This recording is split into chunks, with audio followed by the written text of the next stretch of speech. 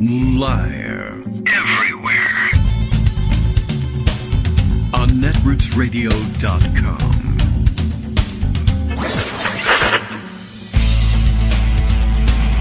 David Waldman. Kagro. In the morning. Now, here's David Waldman. Hey, good morning, everybody. How you doing? It is Tuesday, May 30th, 2023. Time for another show. Time for another month, almost. Tomorrow's the 31st, last day of the month. But one more to go through today. I feel bad for the 30th day of days with 31 months, or months with 31 days in them. I don't know.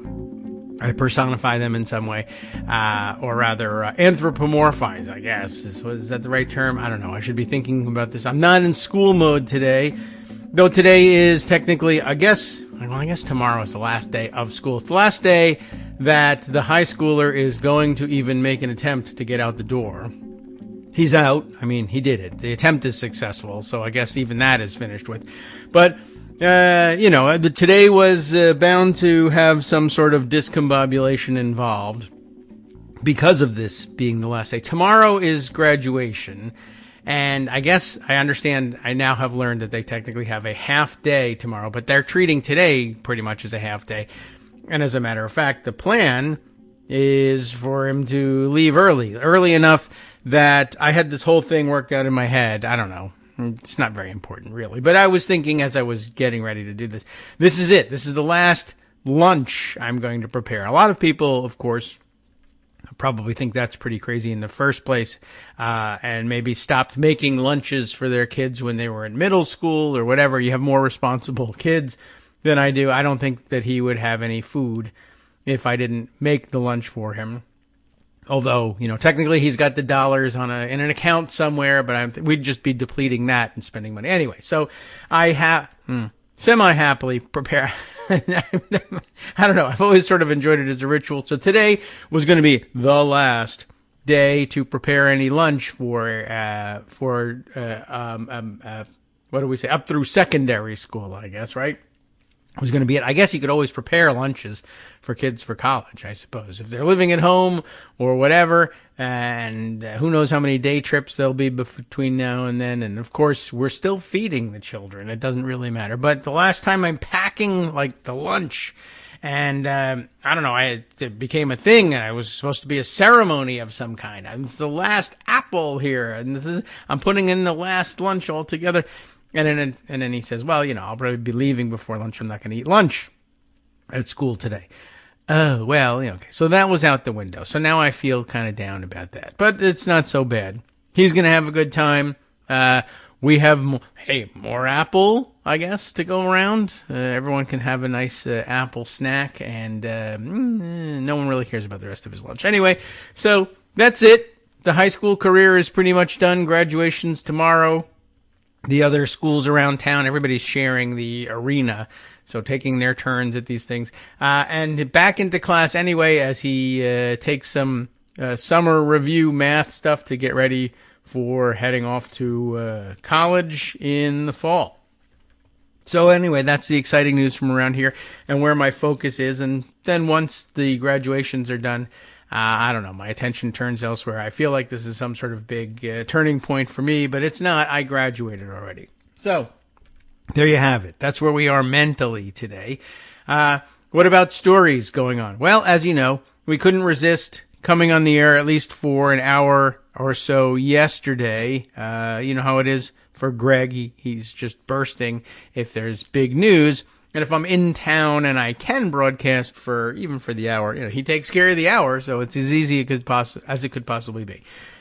Plus, Scott turned out to be available yesterday to write up the summary, which was fantastic. If that magic happens again today, Scott, let me know. I have to run out soon after the show for the very important errand of playing golf, probably for the first time in probably since the last time I got dragged out to play golf, of course. But I don't know. It's been a couple of years. I didn't play much pandemic golf, I guess.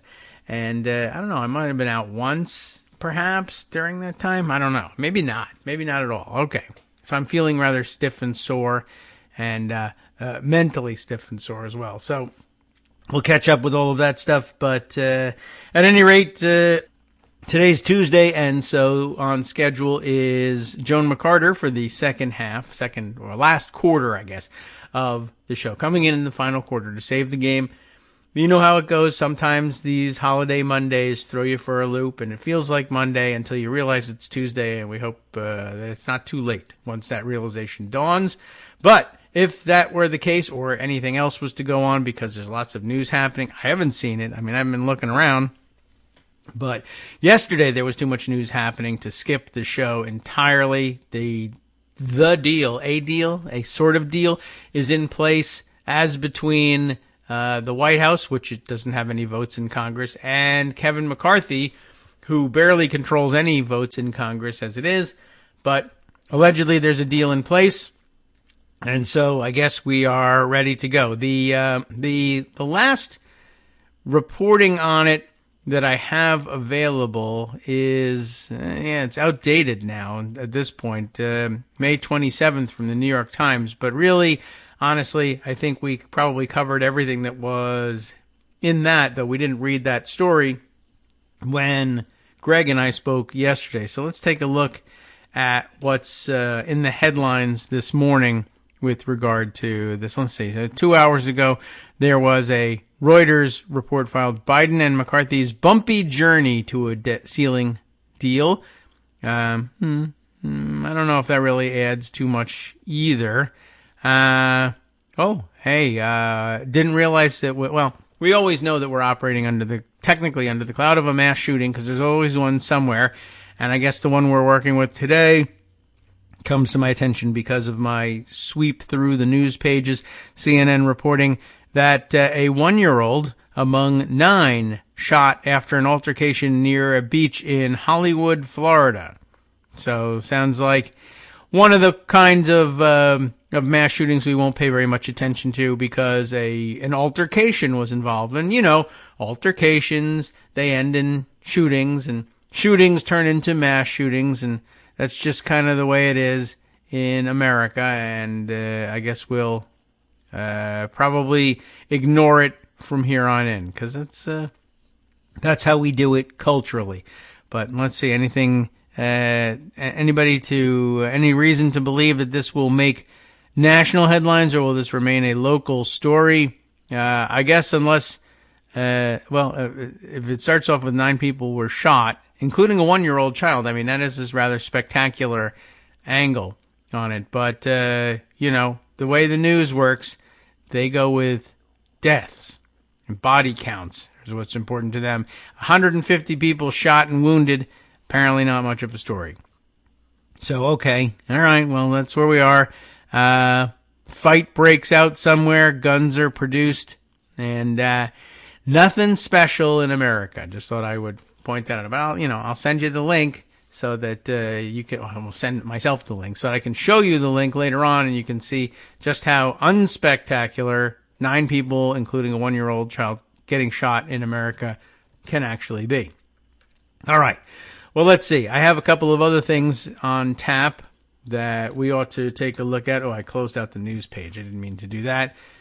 And I don't know. I mean, there's just not a lot happening other than waiting around for the debt ceiling deal to have its day tomorrow on the House floor. And it's a vote counting game until then.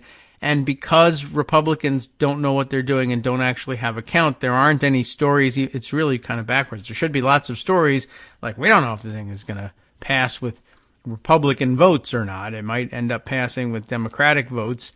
But I don't know. I don't know whether anybody is committing one way or another to this thing. The big story of the day appears to be that Russia says drones, and probably suspected Ukrainian drones, damaging buildings in Moscow during a pre-dawn attack, according to the AP.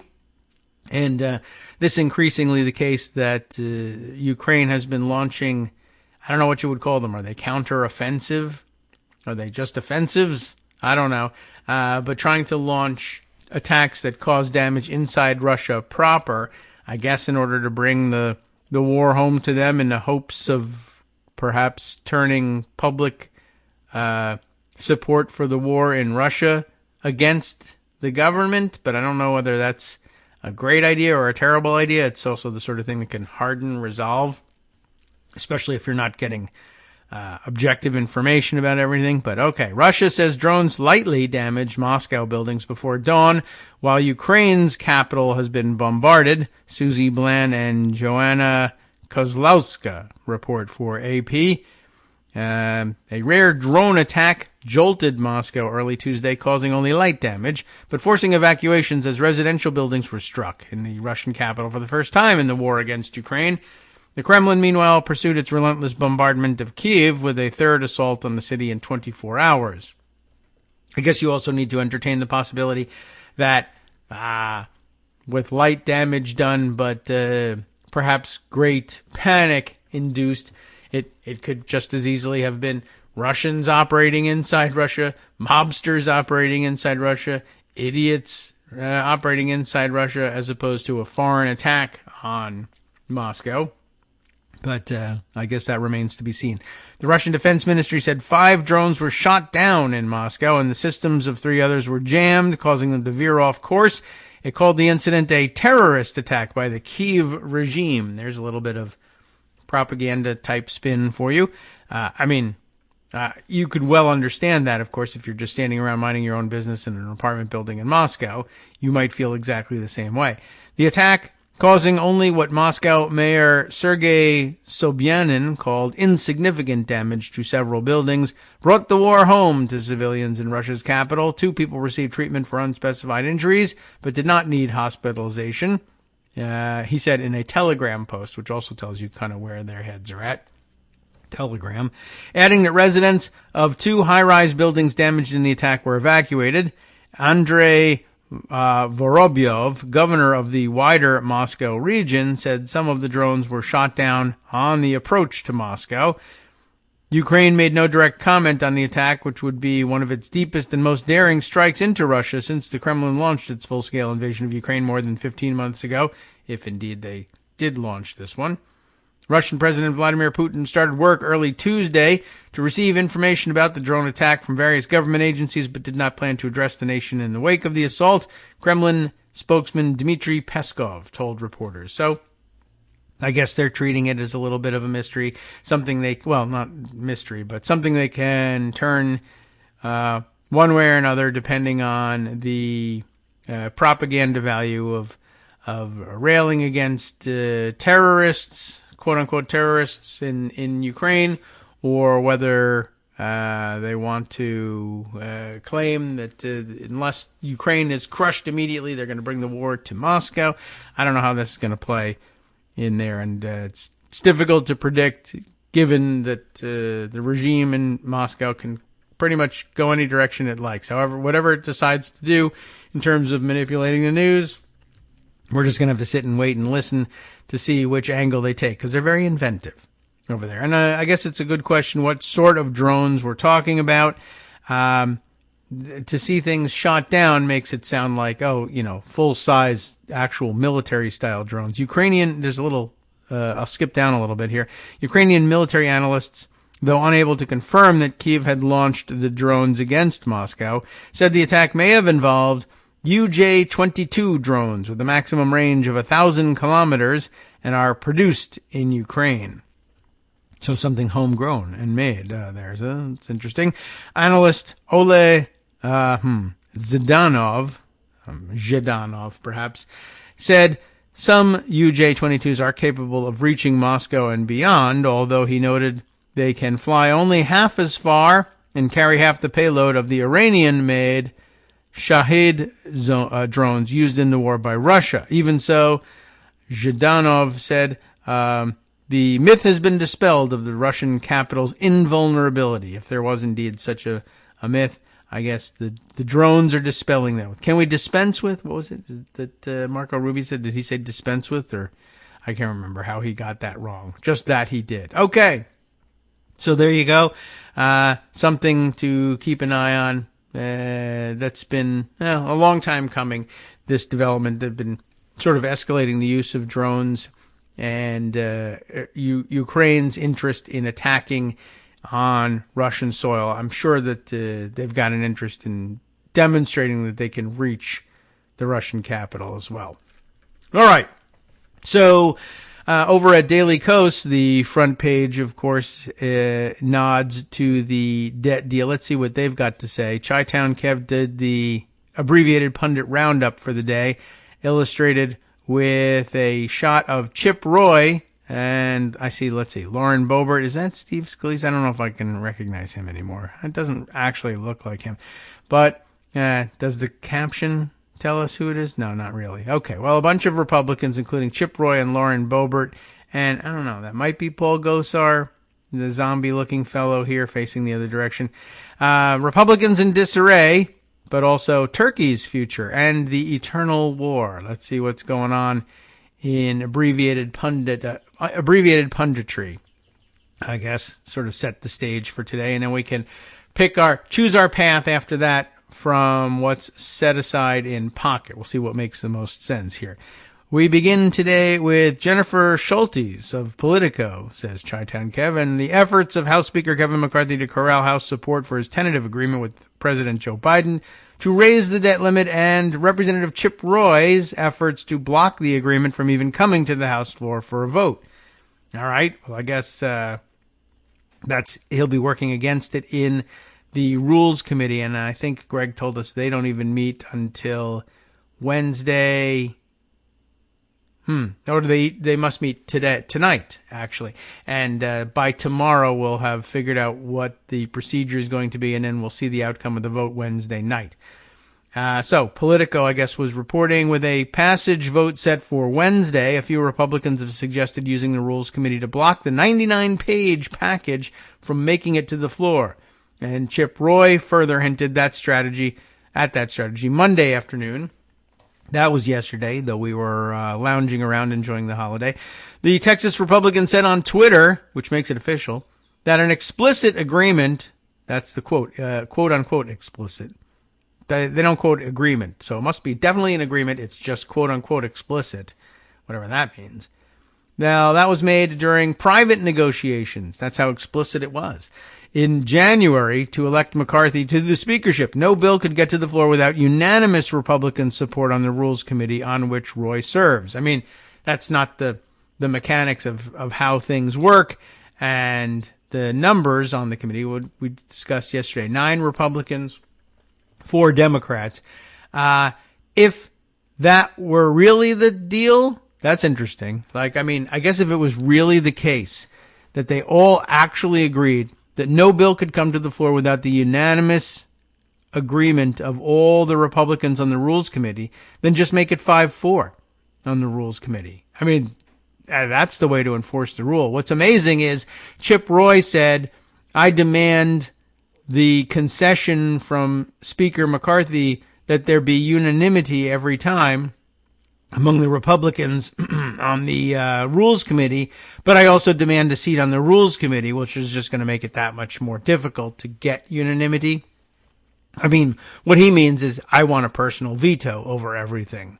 Because there's really literally no reason for him to even be on the committee. If they were only going to report bills that had the unanimous support of all the Republicans on the committee, they needed only a bare majority, perhaps 6-4 in case somebody was sick with coronavirus or something like that. But they don't believe in coronavirus, so I don't really know why they have 9 people. And the answer is, well, I also want a seat at the table so that I can reject things personally. And it was idiotic for McCarthy to agree to that, if he agreed to that. I mean, there were private negotiations. Chip Roy could be talking out his ass. The Texas Republican, this is the paragraph we just read, that no bill could come to the floor without unanimous Republican support on the Rules Committee, on which Roy serves. Any holdups, like a delay in teeing up House floor debate, would cost leaders precious time in clearing the bill through both chambers before the expected deadline for maxing out the nation's borrowing authority. Treasury Secretary Janet Yellen's last forecast pegs that X date as June 5th, now just a week away. And I guess even a little less. Is that from this morning, or is that still a week away? All right, let's see. Just sort of curious and look at the calendar here. I can't count in my head while I'm doing it. June 5th is a week from yesterday. So there you have it. Okay. So any problems getting this through the Rules Committee today delays tomorrow's vote.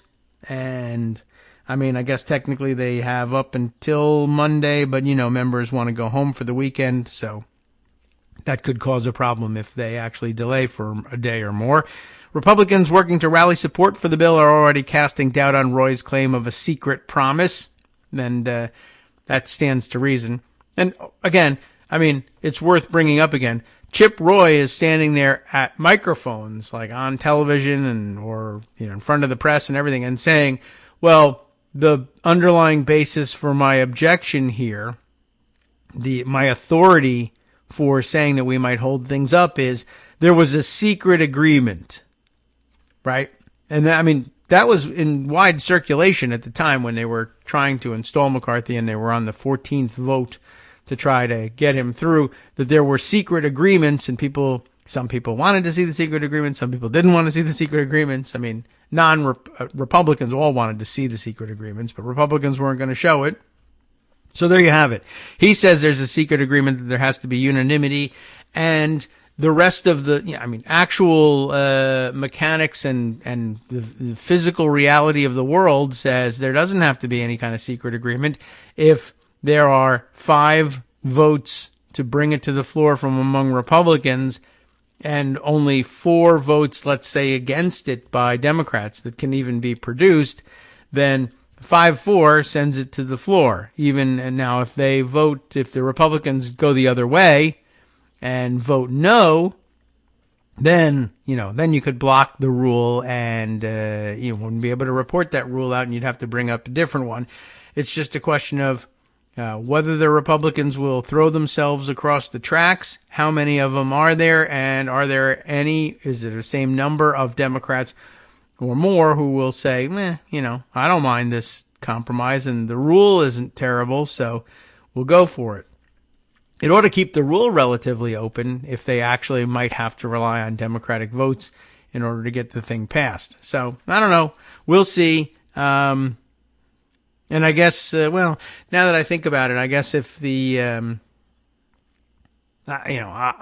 rule makes, or the deal makes slightly more sense if it actually exists for Chip Roy now, and that if he's really saying, I'll simply show up to vote no, rather than, always go along and vote yes, or simply abstain from voting if I don't like the bill or rule that's being put forward, then, he's superfluous to the need for a majority on the Rules Committee. But I guess he could technically stick around to vote no in cooperation with Democrats who would ordinarily be expected to vote no on these things. But if the Democrats are going to vote yes on it, maybe he's just superfluous after all.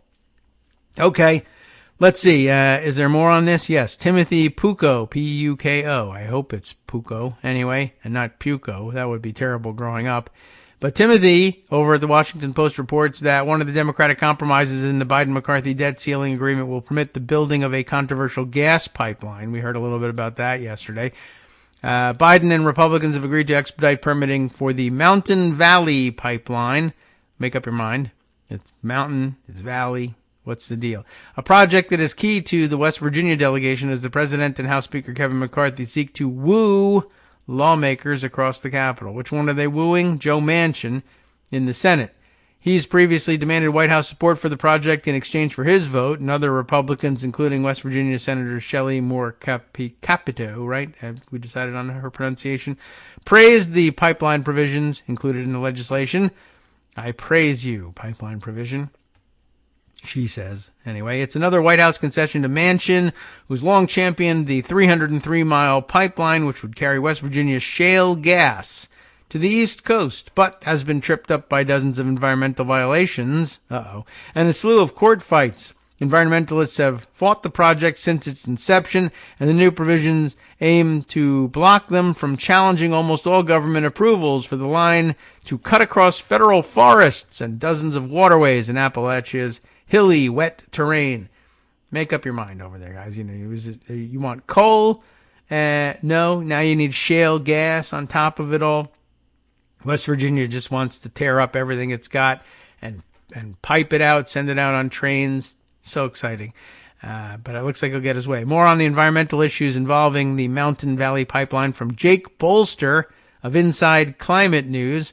I would like to know what the climate case against this thing, I mean, other than stop burning everything so much, is the pipeline itself a problem? On May 15th, the U.S. Forest Service issued its record of decision to allow the construction of the pipeline, a much contested 303.5-mile project, which, if completed, would transport fracked gas from northwestern West Virginia to southern Virginia through a 3.5-mile corridor of the forest.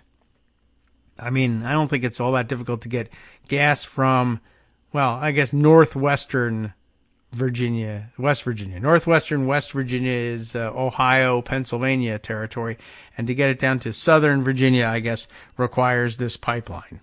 Wow, so exciting. And it goes through a national forest, which, as you know, should be torn up and exchanged for gas pipelines. So lovely for everyone to see.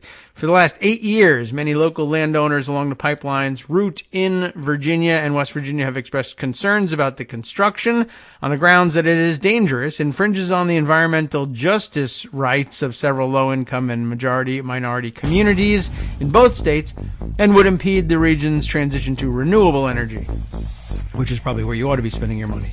The most impacted people are already dealing with a number of environmental hazards across the route.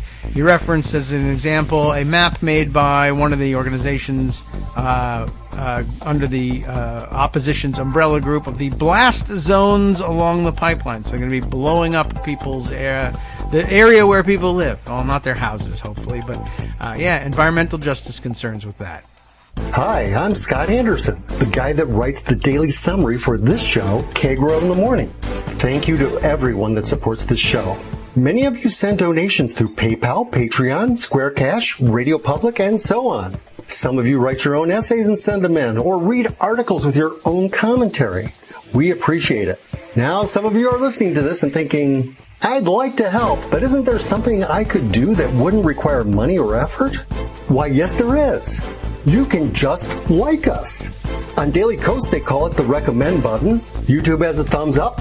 There are hearts and likes and love buttons. Tap our love button. Tap our love button every day. Share our shows and summaries on Facebook and Twitter, YouTube and iTunes, Stitcher and Amazon. Most of these places allow you to write a review, so a sentence or two would be great. Recommend us to social media, or tell your friends to listen to the show.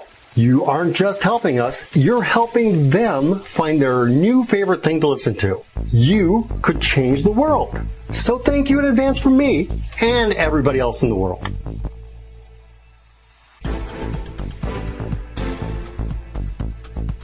All right, welcome back now to the Kagro in the Morning Show here on Netroots Radio. Yes, so obviously I think several significant environmental concerns with the pipeline, not the least of which being one, we want to get away from the fossil fuels and the fracked gas in general. Two, pipelines not particularly safe and stable. Better than the trains, I guess, but not particularly helpful in crossing waterways, etc. These things are bound to leak. And then, of course, third, environmental justice concerns. Whose homes, if any, need to be razed or are in danger if there's any sort of explosion threat or leak threat? Who gets these eyesores and various other sores that they can cause on you to run through their backyard? And as a matter of fact, it says here that where do we leave off? All right, the blast zones and where they're going to be, and this map also showing parcels of land at risk of being impacted by an explosion should, for instance, materials that make up the pipeline degrade due to prolonged exposure to the elements. Several of these regions fall in environmental justice communities in southern Virginia. In other words, places where they already have difficulty living up to standards of environmental justice because they have been historically marginalized and forced to bear the brunt of these ugly and sometimes dangerous infrastructure changes. And should be getting a break from this for once, but instead are getting another pipeline. What do you know? Rather amazing. Okay. We'll be keeping an eye on that one. And we can jump down to Texas, where the impeachment work continues. Lots of reporting on exactly what were the fault lines that led to Republicans turning on one of their own. Lots of theories about that, including, by the way, a message from Matthew Rigdon, who says, if I can find his mastodon toot from the other day, here we are. He says, from a personal perspective, I guess, I was involved, I was one side of a real estate transaction involving Ken Paxton about 14 months ago. I can tell you that he's also become an albatross to his business partners, not the one in the article who is in jail right now, but a different one. But he's burned a lot of allies in Texas. He's just that kind of an a-hole, I guess, and he ends up getting himself, losing himself allies along the way, to say the very least. And part of that angle is covered in the abbreviated pundit roundup, which we're still making our way through here. But this part jumped out at me just in terms of what's happening down there. We'll give you a quick update. It says here that Patrick Svitek and Renzo Downey, the reporters at the Texas Tribune, say that the articles of impeachment against Paxton have, in fact, now been delivered to the Texas State Senate. Impeachment managers have been chosen, and the Senate trial of Paxton will begin no later than August 28th. So a little bit of a summertime cliffhanger, and then around time when people are thinking back to school, it'll be time for back to impeachment down in Texas. So there you have it. Let's see. The House named 12 members to prosecute the case. On Monday evening, the Senate unanimously adopted a resolution that laid out the initial timeline for the next steps. The Senate appointed a 7-member committee that will prepare recommendations on the rules of procedure for the trial. Good for rules nerds to know about that. And then present them to the full Senate on June 20th. So there will be action in between now and August 28th that we'll be able to watch. And then Lieutenant Governor Dan Patrick can pick a date not later than August 28th on which the chamber will convene as a court of impeachment. Earlier Monday, the House announced a Republican majority board of managers to handle the prosecution, made up of 7 Republicans and 5 Democrats. The group immediately left the House chamber to deliver the 20 articles of impeachment to the Senate. So very much a parallel to the federal procedure on that one.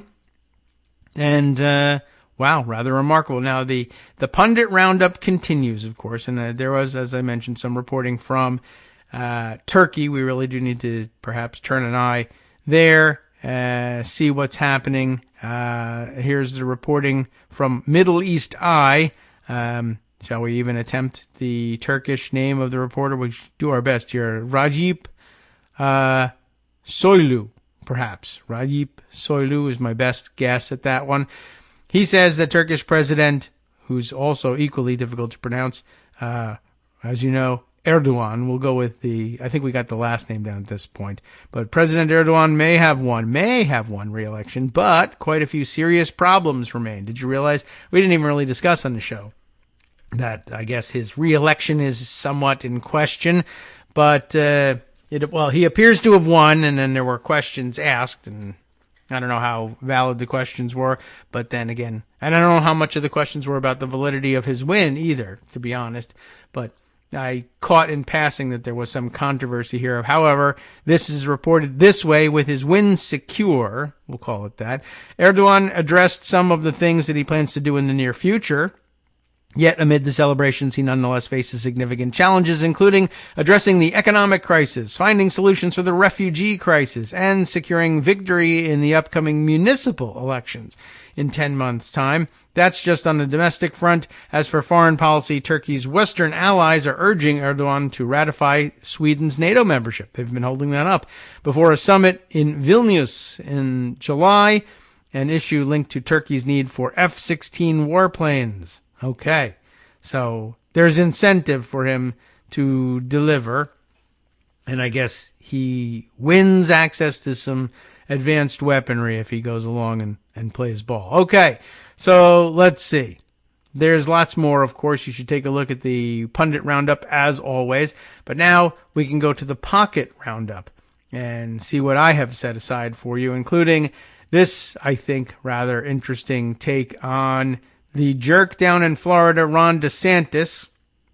Do I have access to the original version in Vanity Fair? Perhaps so. Let's see. Reported, written by Eric Lutz. Intriguing headline. Ron DeSantis is 2 days away from calling Donald Trump a radical leftist. Maybe. Let's see how, why, and under what circumstances, and see if it comes to fruition. In a series of interviews on Thursday, DeSantis accused the former president of, quote, moving to the left, believe it or not, and opened the door to pardoning January 6th rioters himself, seemingly trying to usurp Trump as the real MAGA leader. Just so that you know that that's in the offing. I think you probably could have guessed that he might make such an offer. Ron DeSantis may be sharpening his knives against Donald Trump, the guy he's trying to replace as leader of the MAGA cult, but that apparently doesn't mean he wouldn't do the former president and his most dedicated supporters a favor if he got into the Oval Office. Speaking on the right-wing Clay Travis and Buck Sexton show on Thursday, DeSantis all but promised to pardon convicted January 6th insurrectionists if elected, and hinted that he could pardon Trump himself. We will use the pardon power, DeSantis said, promising to hand out pardons at the front end of his hypothetical administration rather than at the end. It's an interesting use of the power. We're going to find examples where that government has been weaponized. There's the word that they love to use. Weaponized against disfavored groups like insurrectionists and terrorists, he said, and we will apply relief as appropriate. It would never be appropriate in these cases, but that's not what he thinks. He tiptoed around the host's question about whether his executive generosity would extend to Trump, his leader turned rival, who has had some trouble with the law of late, but the Florida governor suggested he was open to the possibility. I would say any example of this favored treatment based on politics or weaponization would be included in that review, no matter how small or how big, DeSantis said. The comments echo Trump's own promise to pardon January 6th convicts, whose ranks include Oath Keepers founder Stuart Rhodes, who was sentenced to 18 years in prison on Thursday for his role in the Capitol attack. They also come as DeSantis tried to steady himself after stumbling in a stumbling start to his campaign by apparently refining his pitch to GOP voters. Not only will he be a smarter version of Trump, and that's not hard, he will be more extreme than his MAGA forebear. He's moving, he says of Trump, to the left, DeSantis said of Trump in a radio interview with Jack Heath, also on Thursday. I'll come in, and on day one, we'll be spitting nails, he added to Glenn Beck, also on Thursday, summing up his vision to run the federal government the way he's operated in Florida. This game of authoritarian one-upsmanship has been absurd and juvenile, of course. On one side, you have DeSantis putting out videos of Elon Musk using a flamethrower and walking in slow motion, which is, of course, what tough guys do, walk in slow motion. And on the other, Trump turning to puerile taunts. Rob, my red button is bigger, better, stronger, and is working. Truth, all caps, it says. He posted after DeSantis launched his campaign. Yours does not. It doesn't even make sense, but okay. That's what they're doing with one another. It's hard to believe that any adults could possibly find this sort of thing appealing, but such is the appetite of the GOP. Despite the embarrassing start to his campaign, DeSantis still pulled in more than $8 million in fundraising in the 24-hour period after his largely described as disastrous Twitter announcement. So there you go. Those are the dynamics of the Republican race to keep an eye on. Let's see. What other things have I put aside here? Why is this in here? Oh, yes. This was an interesting observation. Don't know how true it is, but we'll read it at face value. It certainly could be happening. It certainly struck me as the sort of thing that would happen among imaginative criminals in Russia, and that's who runs Russia, imaginative criminals. Check this out. The mastodon toot of one Chris O. _ Wiki. Who is Chris O _ Wiki? I don't really know. And It doesn't look like anybody at Mastodon is interested in telling me. Can I click there? Is this not? I would have thought this would give us his bio, but I guess I got to click through. Independent military historian and researcher. Okay, well, maybe yes, maybe no, but that's the claim. This is an interesting idea anyway. It says here, corrupt Russian officers are said to be allowing mobilized soldiers, conscripts, people who've been drafted, to stay home in Russia. Not just, I guess maybe it's not draftees per se, but people who are mobilized soldiers could mean anything. Anything from draftees to people who are in the reserves who are now mobilized and supposed to be reporting for duty presumably in Ukraine, right? But corrupt Russian officers are said to be allowing mobilized soldiers to stay home in Russia in exchange for half of the soldiers' salaries. Several such, as they call them there, quote, sitting soldiers have been denounced by, the woman in this picture that illustrates the toot, Svetlana Chvanova. It's my best attempt at pronouncing her name. A pro-war Russian activist. Chivanova,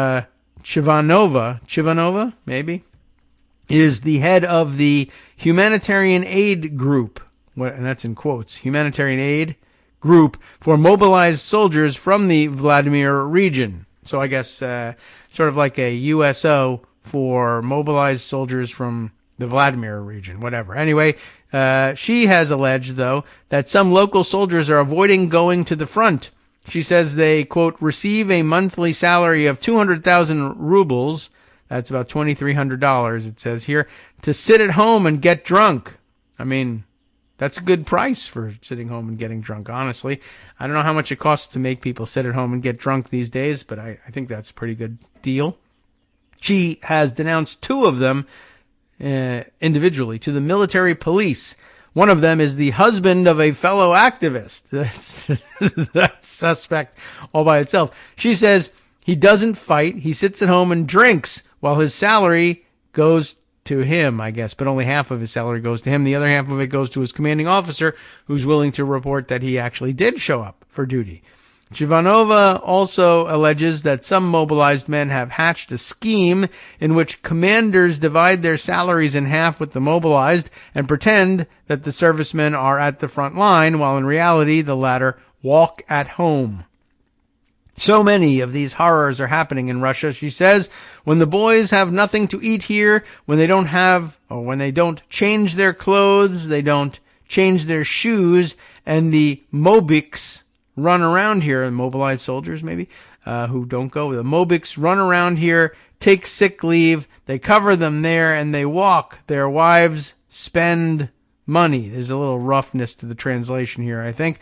Therefore, I ask everyone to solve this problem. I don't have the strength to collect, send, save a penny at the front, but they at home just get 200,000. 200,000 is a lot of money. Okay, like I said, the translation doesn't work entirely here, but I think you get the gist of things. She's upset about, all sorts of things. One, their ability to prosecute the war, which, that's what happens when, and that's the danger of having a mobocracy and a corrupt regime, is the things don't work the way they're supposed to. And even if you think you support that sort of authoritarianism, it's difficult to rally behind when it turns out that A, nobody else actually supports it, at least not enough to actually report to the front, and B, there's very little that you can do about it. Are you going to report me to the military police who are in on the scheme? Probably. I don't know if that's going to go very well.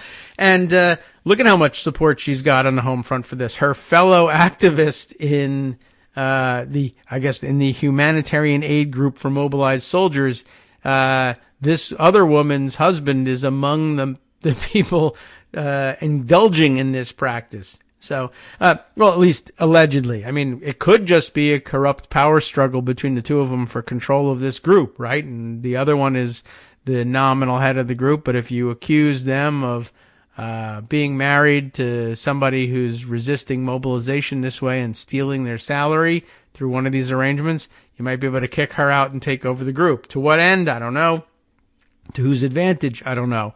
But I guess you got to take everything with a grain of salt. Okay. But it's interesting too, and just in terms of military readiness and the vaunted, Russian machine. I guess this is part of the reason why everybody thought, well, it is the Russian army. They should be able to roll over just about anybody if they want to. But as it turns out, the corruption that goes all the way to the top sometimes also means units aren't at full strength that are supposed to be. There's no soldiers available to actually do the rolling if they're all sitting at home and splitting the money because your country is being run by mobsters instead of actual public servants. It's a wild concept, and not easy to get your head around just how deep the rot is there. All right, let's see.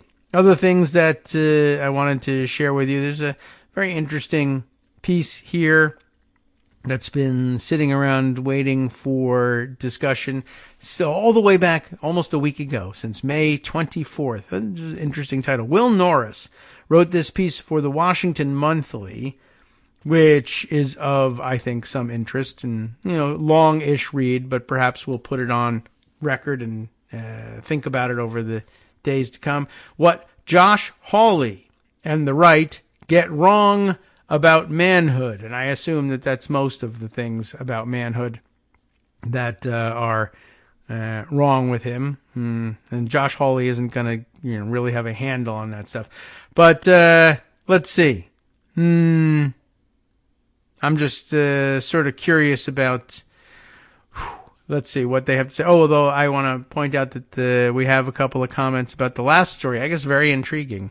Ricky thought that was rather interesting. Up in PEI, hanging out and saying, I didn't realize that Glenn Beck was still relevant. That's 2 stories ago. And then this one, I'd sit home and drink for $2,300 a month. I think anybody would, right? That's more than twice what I get per month through Canada Pensions Disability. But if the deal was you were supposed to be fighting the war in Ukraine instead, I suppose it's a good price considering that you were supposed to show up and possibly get killed. But it's not such a good price to sit home and drink. I mean, it's not a good deal for the Russian government, but they're getting the money back. So remember, these are the government's run by the mobster oligarchs who presumably are getting a portion of that money kicked back up to them anyway. So maybe it is a good price in the end. It all comes out in the wash if you ask the economists about this. All right, let's see. What other things are there worth pointing out from that? No? Okay, I think we've fielded all the comments here. All right, back to Josh Hawley and finding out how much he gets wrong about manhood in general. And who knew that they were even addressing manhood? As it turns out, they are, and it's something we ought to keep an eye on. Here's why. The Republican senator identifies a real crisis among American men and boys that some on the left deny. I don't know if I know of anybody denying it, but they might be perhaps saying, well, maybe our real priorities ought to be, weaning ourselves off of fossil fuels and global warming, etc., or taking care of people who can't eat in this country. But I don't know. Do you think anybody's denying the crisis of manhood? Probably in those terms, yes. But they are addressing the crisis. I don't know that there's anybody denying it. If you just put it if you describe it slightly differently, they would say, oh, no. We are actually addressing that. We don't ignore that or deny it. But what's going on? Like other conservatives, though, before we blame all this on the left, Hawley is looking for scapegoats, not solutions, and recruits instead of results. It's a very interesting and involved problem. Let's get to it. On April 13th, federal authorities arrested 21-year-old Air National Guardsman Jack Tejera, remember him, for leaking classified intelligence documents. If his alleged crimes are extraordinary, his story seems painfully familiar, and I think we illustrated that in the days following the story's initial break. Right, and how much he looked like, I think even before the media went this direction in general, I think they were bound in that direction anyway, and they were probably all the reporters who gave us all the background to allow us to speculate, me to speculate, that this guy actually sounds like one of the weirdo incel groups more than anything else. And I think it's going to come back down to that. My guess is, based on the facts that were coming through in the reporting, that the reporters themselves wanted to go there, and the editors were saying, careful, take your time, let the story develop, and then this story will end up there. You're right. Let the facts emerge, and as they build the case for making that presumption, we'll go in that direction. I think the reporters were on to it from the beginning, but weren't able to say so as freely as we were. So I think they were ready to make that pronouncement anyway. But we were able to move more quickly and more nimbly because we don't have any responsibilities to anyone. All right, back to the story, though.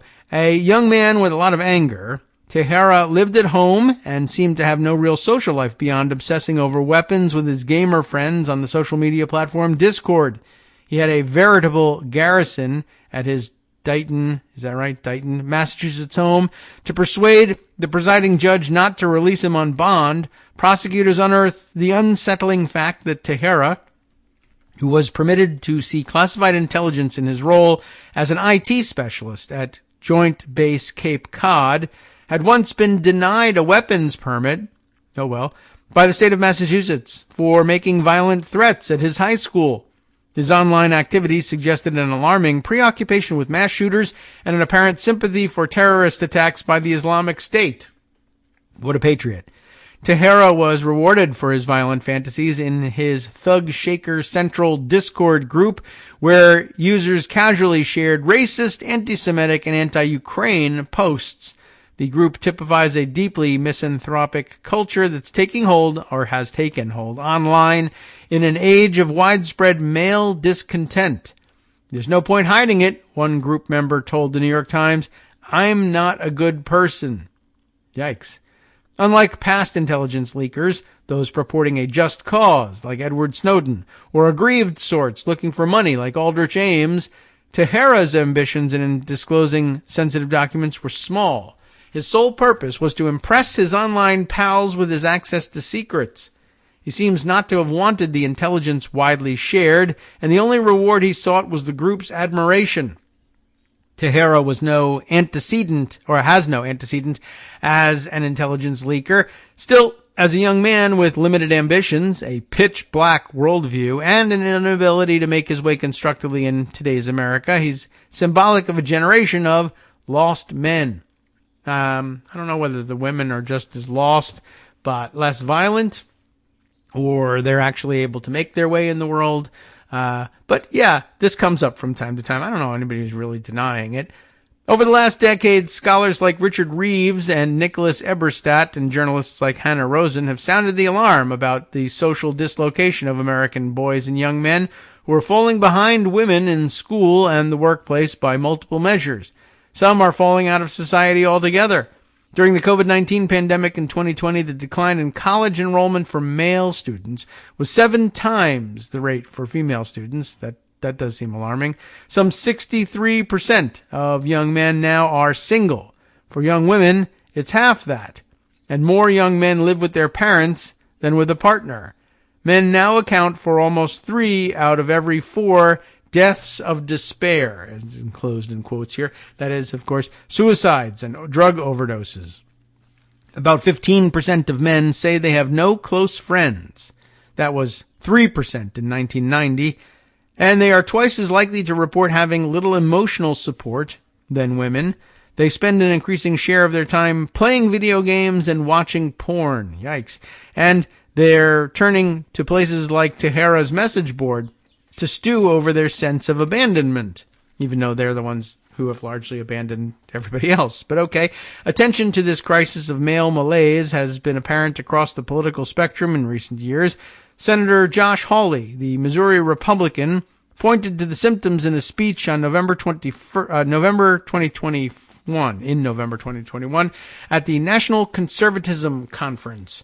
Many men in this country are in crisis, and their ranks are swelling, he said. They are suffering more anxiety and depression. They are engaging in more substance abuse. His assessment was similar to the one offered by Reeves of the left-leaning Brookings Institute in his 2022 book, Of Boys and Men, Why the Modern Male is Struggling, Why It Matters, and What to Do About It. So at least we have a solution being offered. But all right. Well, anyway, this is interesting. I'm not. All right. Well, here's where it takes the interesting turn, politically speaking. But unlike the left, the right is working to reach disillusioned young men directly, offering a captivating and self-pitying narrative. The America's liberal elites are out to punish them, so they're trying to reach the young men directly, but in order essentially to indoctrinate them and recruit them to the cause. Well, we don't know why these men are turning isolated and violent, but we might as well arm them and point them at liberals. If they're going to remain violent, we should arm them and use them as cannon fodder in our march to authoritarianism. I don't know whether it's really that the left is ignoring them or just treating them as mental health outreach cases. But unless you're declaring that to be a waste of time, I don't know why you would say that the left, whatever that's supposed to mean, is denying any of this. But okay. The more important problem is the fact that the right is working to reach them to turn them even more dangerous. For self-serving purposes, of course. The deconstruction of America begins with and depends on the deconstruction of American men, Hawley railed in his speech. This is an effort the left has been at for years now. Hawley's new book, Manhood, the Masculine Virtues America Needs, as though Hawley knows anything about it. We saw him run away from the insurrection, not looking particularly, whatever manly means, manly, in my view. Anyway, his new book is a 256-page treatise on this idea. No menace to this nation is greater than the collapse of American manhood, he writes, to which he contributes greatly, apparently. To be frank, some welcome that collapse, namely those on the American left. Of course, he would be blaming them. In fact, they have helped drive it. In the power centers they control, places like the press, the academy, and politics, they blame masculinity for America's woes. Of course, what they actually blame is toxic masculinity, which is exactly what he's fostering here and exploiting at the same time. Yes, people who spend their time in social isolation talking about how much they'd like to kill the rest of America because women are at fault, that's toxic masculinity, and it does need to be called out.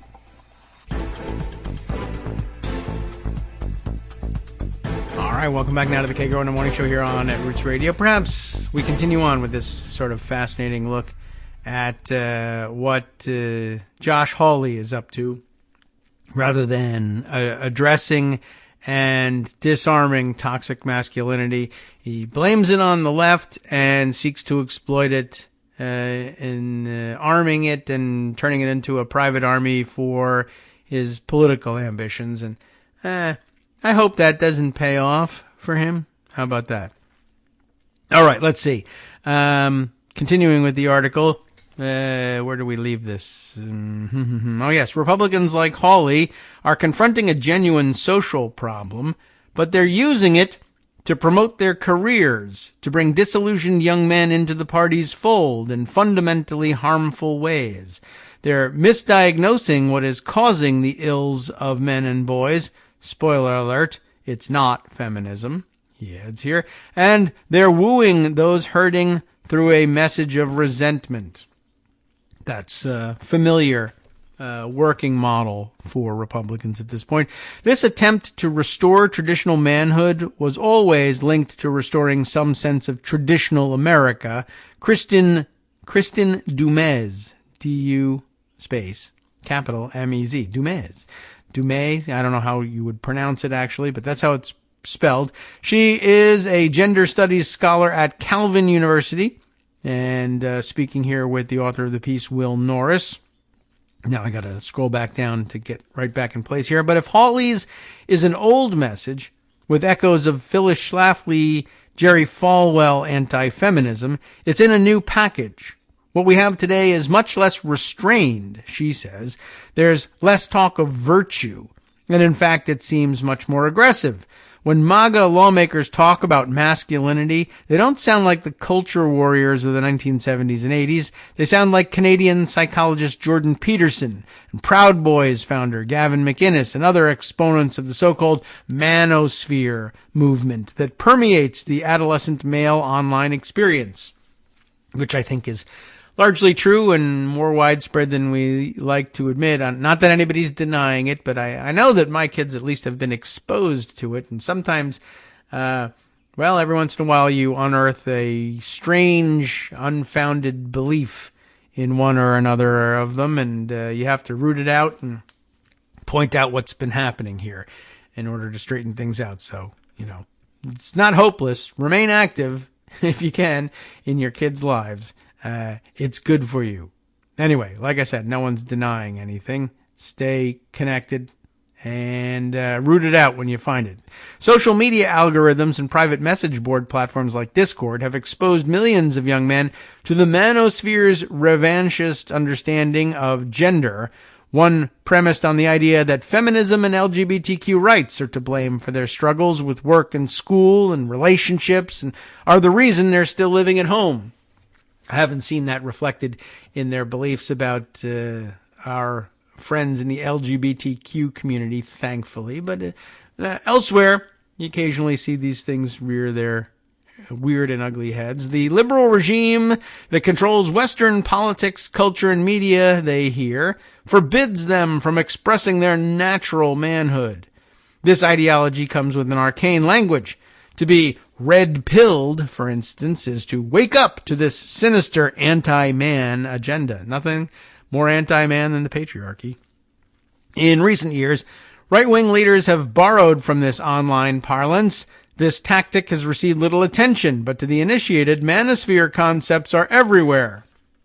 I think we feel initiated about this. Not that we've been absorbed by it, but I don't know. I feel like having read all of this about Steve Bannon's interest in integrating the gamer culture into politics was an early precursor of this, and clearly aimed at capitalizing on this strategy or of recruiting the angry and isolated young men into their political ranks. Okay, and I think that the author here is working along the same lines. So, this tactic has received little attention, though we have paid some to it. Hawley's examination of In Manhood, the book, of the supposed feminizing cultural forces keeping men stuck in a cycle of screens, leisure, and porn, bears a solid resemblance to Peterson's credo and the Proud Boys' weird anti-masturbation dogma. That is kind of a weird platform for them to have adopted, and I also don't think it's working very well, by the way.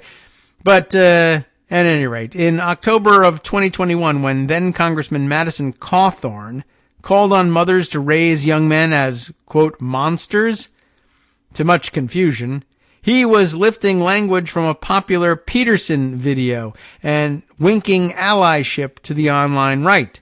Cawthorn later used his departing speech from Congress to deliver a screed on the threat to traditional masculinity in America. Our young men are taught that weakness is a strength, that delicacy is desirable, and that being a soft metrosexual is more valuable than training the mind, body, and soul, he said.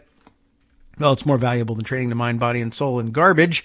I can tell you that much. An obsession with the online conspiracy theory that declining testosterone levels threaten Western civilization is now a familiar topic on Fox News and a recurring theme for Republicans like Representative Matt Gaetz. That theory inspired former Fox News host Tucker Carlson's infamous viral segment, The End of Men, which was more or less a screen adaptation of the Manosphere Bible Bronze Age mindset. The film even featured as an expert the pseudonymous influencer Raw Egg Nationalist. That's the name of this person, apparently. A leader in the far-right's bizarre bodybuilding and raw food movement. In its latter years, especially, Carlson's show scraped many ideas from the online far-right, including the Great Replacement theory. That's true too. And of course, don't forget the spectacular featuring on Carlson's, whether it was on his program or in his, I don't know what, his various array of media tools. The guy who was selling the, let's say, the testicle tanning machine. Do you all remember that actually happened? And Tucker Carlson, I'm a serious influencer and everybody should listen to me and I know what's what for men in America and how we should be running the place politically. And I think you should all buy machines to tan your testicles and I'm going to advertise it with, real time on my actual program. And he survived that, which is pretty incredible. And he survived that to bring us instead the great replacement theory, which I guess was more palatable for the world consumers of media because, I don't know, it didn't involve tanning any part of your body. So that's a step forward in seriousness right there. Few figures on the right have learned to leverage online male grievance in electoral politics, as has tech financier and Republican patron Peter Thiel. Two of the Senate candidates he backed last year, Ohio's J.D. Vance and Arizona's Blake Masters, aimed at this demographic. Vance's fiery Twitter thread from November of 2021, it's a date that keeps coming up, defending Kenosha shooter Kyle Rittenhouse. And here a quote from it. He defended his community, wasn't his community, when no one else would, echoed ideas from the Proud Boys' Western chauvinist ideology. And on the campaign trail last year, Vance's fulminations against professional women and his suggestion that women should stay in violent marriages for their children seemed calculated to court the online right. Unlike Vance, who went through a Thiel rebrand, Masters was a creature of this world before he ran for office. As Politico put it, Masters, a millennial message board addict with an awkward personal affect that sharply contrasts with his macho posturing, is those voters. And that's an important distinction between them. The successful candidate, as among the two of them, was J.D. Vance, who adopted and put on a show trying to woo those voters.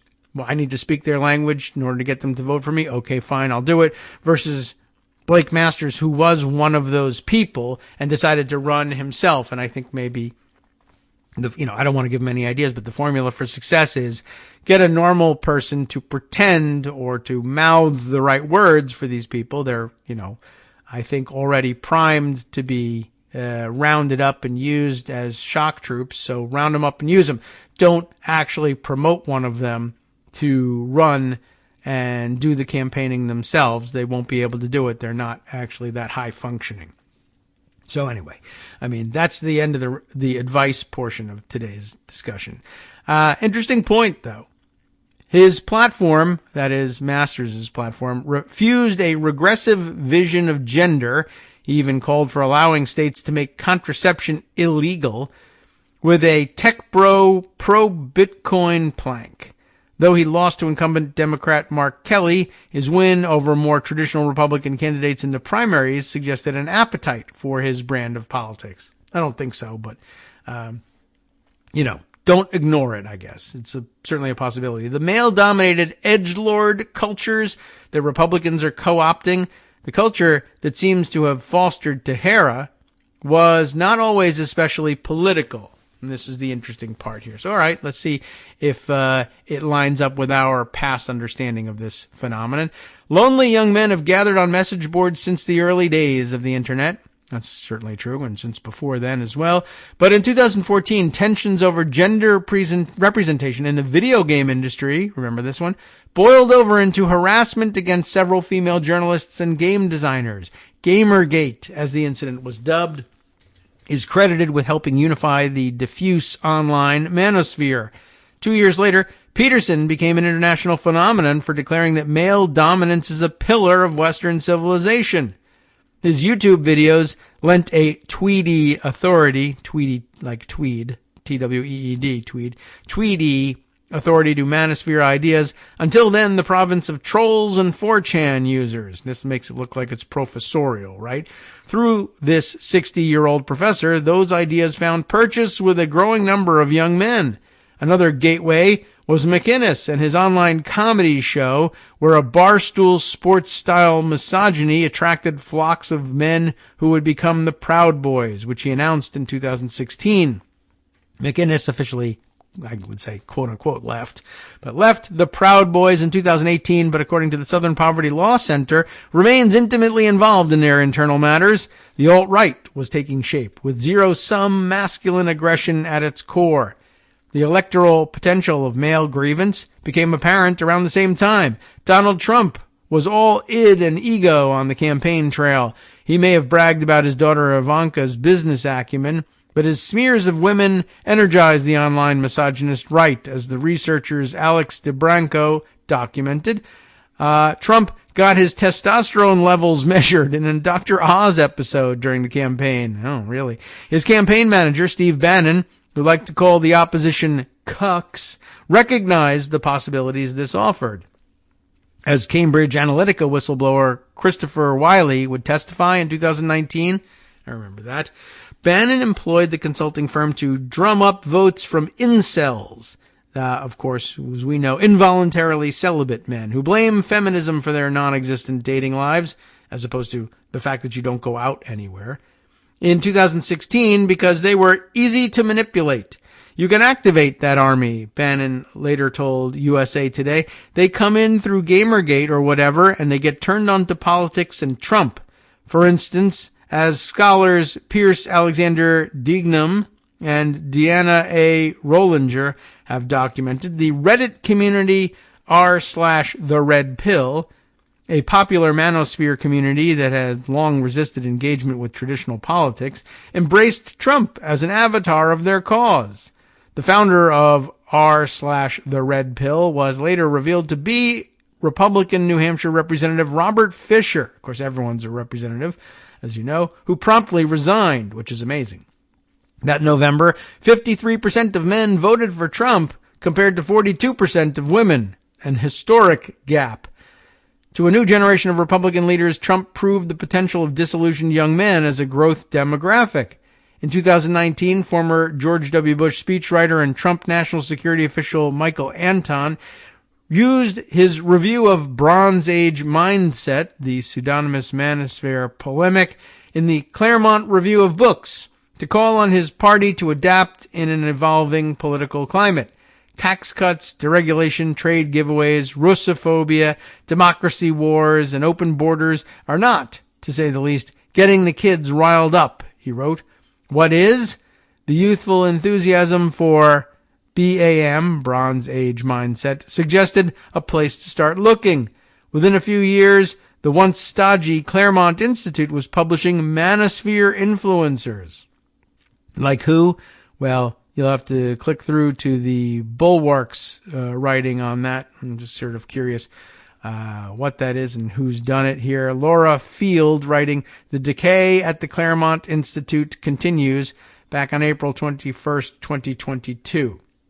It's linked here in this article, and we or you can take a look some other time as we continue on through this. The violent assertion of male authority has always been a step toward fascism. Well, it's a step toward everything because there's almost always violent assertion of male authority going on somewhere. Anyway, January 6th bore an unsettling resemblance to the hypermasculine paramilitarism that heralded fascist takeovers in Germany and Italy. Men, McInnes has said, Gavin McInnes, remember him, must be prepared to use violence. You're not a man unless you've beat the crap out of someone. Okay. Not okay, but we hear that you say that, yes. Simon Copeland, a manosphere researcher at Australian National University, told me, the writer of course, that he's recently noticed greater symbiosis in the relationship between Republicans and the manosphere. It's not just that the manosphere influences politicians, it's that the things they're saying start to influence the manosphere as well, he told me. The GOP's newfound obsession with the idea that drag performers and transgender educators are sexually grooming, quote-unquote, grooming children is one example. that is filtering back down into the manosphere where people are picking up those narratives. He explained. I don't know which direction that one is going in, actually. This MAGA manosphere alliance was publicly burnished when Trump dined with self-identified incel and white nationalist Nick Fuentes in November. I love that. It's so manly. Trump dined with. He's, roly-poly Trump waddling around from luncheon to luncheon with, hard guys talking about how manly they have to be. And this guy can hardly roll out of his seat to the next meal. Anyway, whatever. Hawley has fashioned himself. That's not inconsistent, I guess, with the traditional manliness sort of thing. Being overweight, like severely overweight and out of shape, is actually magically, I guess, because so many of them were overweight and out of shape, they had to make that a manly virtue too. I don't listen to those girly doctors that tell you not to eat red meat and smoke cigars. I mean, Rush Limbaugh was rotund and unhealthy and addicted to painkillers, as it turns out. And held that up as like manly virtues, smoking and drinking and eating terrible food, whatever, or eating food that's very delicious food, but food that's terrible for you. And I'm not going to listen to those, girly men who tell you to eat more chicken or, for God forbid, tofu. You see how that works. Anyway, Hawley has fashioned himself, Hawley, the skinny jeans kind of guy himself, interestingly enough. But Hawley has fashioned himself the right's principal interlocutor with angry young men. His less than manly waltz out of the Capitol on January 6th, notwithstanding.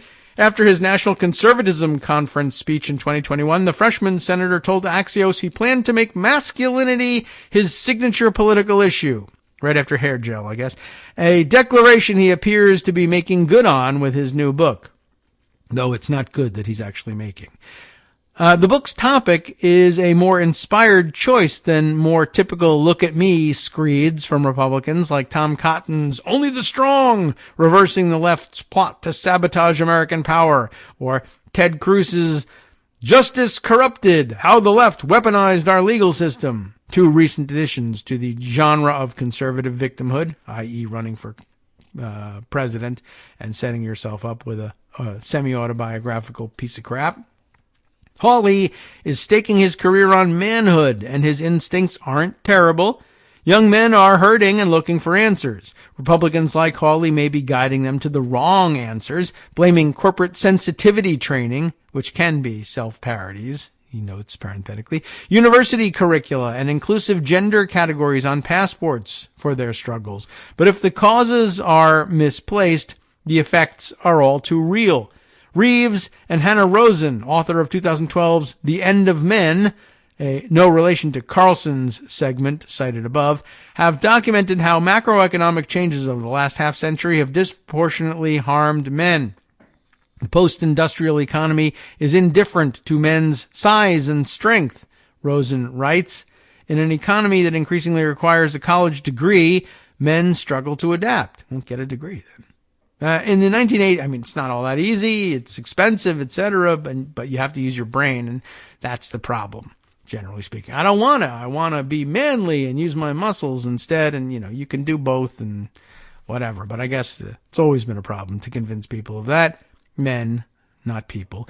In an economy that increasingly requires the college degree, right, men struggle to adapt. In the 1980s, the gender ratio among undergraduates was about even, but there are now almost 2 women enrolled for every man. After each recession, fewer men have rejoined the workforce. Most recently in 2008, 3/4 of the 8 million jobs lost were lost by men. 1 in 3 men with only a high school diploma are now out of the workforce.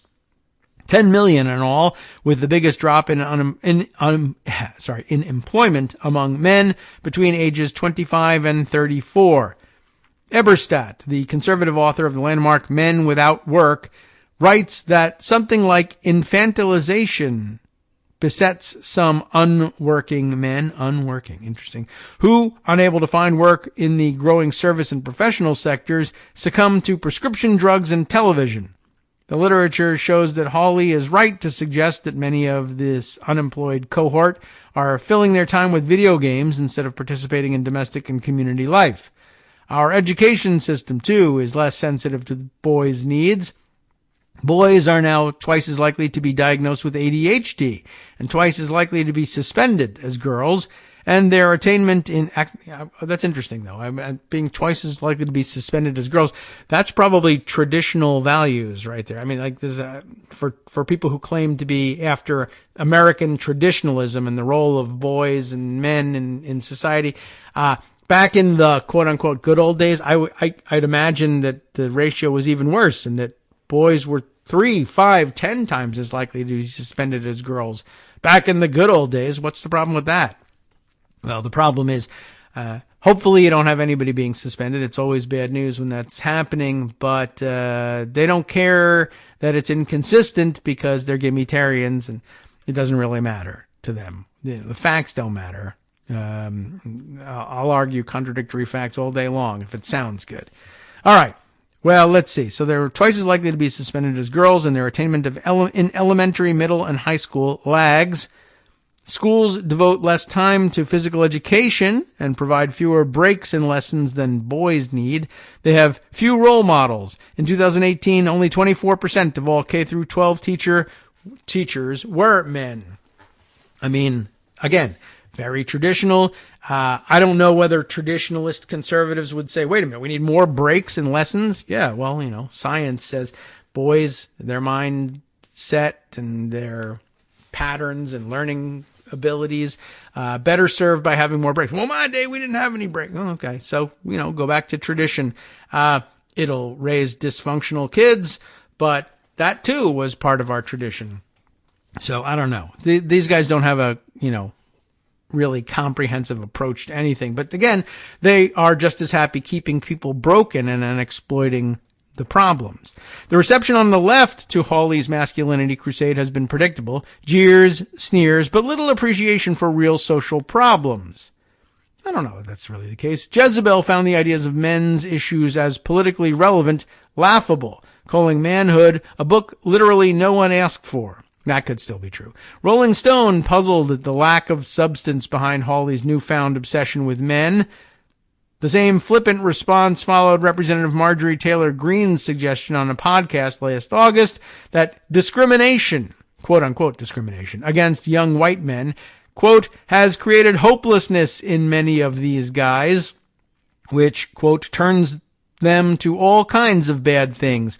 Porn on the internet, reading crazy stuff in chat rooms, things that you put there, for instance. HuffPost mocked Greene's bizarre new explanation for porn. Media analyst Jason Kint tweeted that the male suffering Greene described was, quote, a preposterous concern. It's a tempting impulse. Hawley and Greene's depiction of an omnipotent left discriminating against white men is ridiculous. Hawley's unctuous demeanor gives Cruz a run for the most annoying senator. John Danforth, the former Republican senator from Missouri who was a political mentor to Hawley, says he regrets helping the Stanford and Yale grad win the seat he once held. His Capitol jaunt, juxtaposed against his raising his fist in solidarity with the January 6th crowd, makes him a worthy target. He and Greene are both malign actors disparaging feminism and bad faith. But their bombastic indictments of the left contain a kernel of truth. Discrimination under liberalism, as Greene suggested, is not the cause of men's struggles, but left-leaning institutions like the media and universities have also not been promoting an especially constructive message for men recently. Progressives have struggled to express what non-toxic masculinity entails, or provide examples of positive male role models. I think the idea of toxic masculinity is toxic, Reeves told me, a view shared by many other gender scholars. Boys struggling with school and their mental health shouldn't be told there's something wrong with their nature, as though manhood is a sort of original sin. Interesting. A cultural shift in how we talk about men is essential to creating an appealing alternative to manosphere influencers. A wise and compassionate liberalism can embrace multitudes. Many young men are hurting. Women too often face misogyny, discrimination, and violence. Acknowledging the woes of one group doesn't diminish the sufferings of another. Well, it's just like dealing with white privilege, right? And you run into the fact that people are going to deny that they have access to white privilege because they aren't moneyed or haven't been, in their view, privileged enough, perhaps. And you have to find a way to explain the concept in a way that's relevant to them and doesn't automatically turn them into resistors along the way.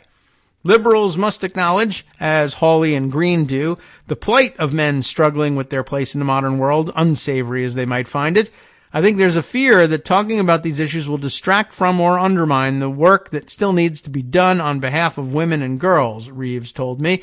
Zero-sum thinking is destroying a lot of our political discourse. By failing to articulate a commitment to helping young men, the left has left Republicans to fill the vacuum. That could be making a pretty serious point here, though we've run out of time to let them conclude of the point.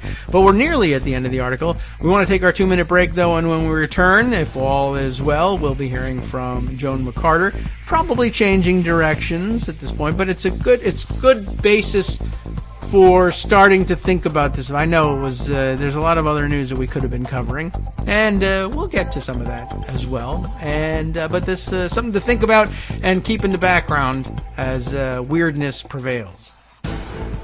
Hi everybody, it's me, David Waldman. Yes, the same guy who interrupts you all the time. Interrupting you one more time just to tell you again, another reminder that your contributions are what keep this show on the air, and patreon.com patreon.com is still among the easiest ways to make the sustaining subscription donations that keep us afloat.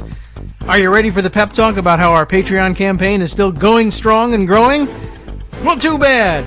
Yeah, the plain fact is we actually are headed in the wrong direction, and whereas we once had about 175 monthly patrons, we're now actually down below 150. Time to recruit some more. Not exactly the kind of news I wanted to share, but there it is. For those of you in a position to support the show, patreon.com does make it easy to make those secure, recurring monthly contributions to do so. Patreon.com/KagroX gets you straight to our donation page. We've been through a lot together. The worst of the pandemic, we hope. The worst of the insurrection, we hope. So go ahead and treat yourself. You don't need an excuse. Give yourself the gift of a little something you enjoy in life. Support the show. And of course, if you happen to prefer using PayPal or even the Square Cash app, we're up and running on those options too. So thanks again, everyone, for all your support. We couldn't, or at least shouldn't, do it without you. Hope you'll be on board soon too. Thanks for all your support.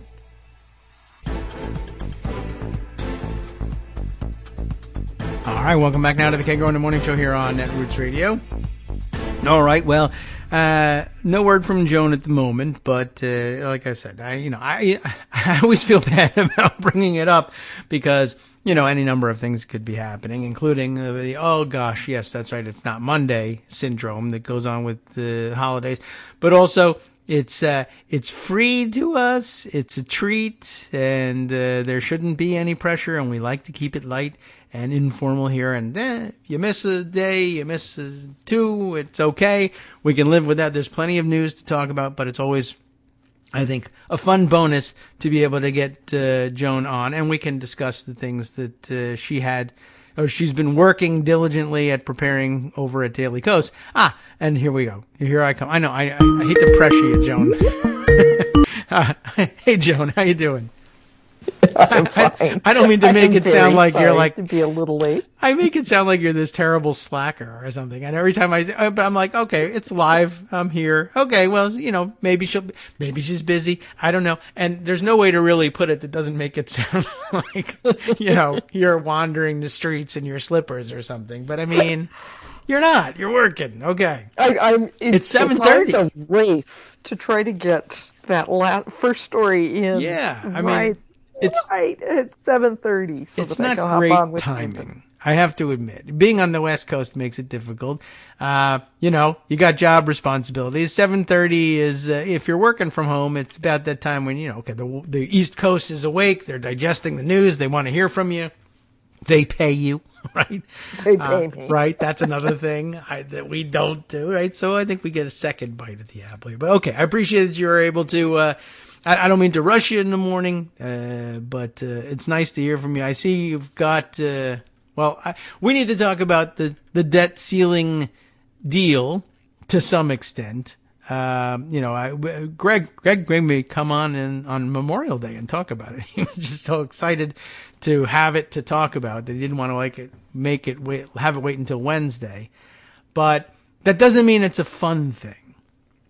Just that it happened. Mean it's a fun thing. Okay.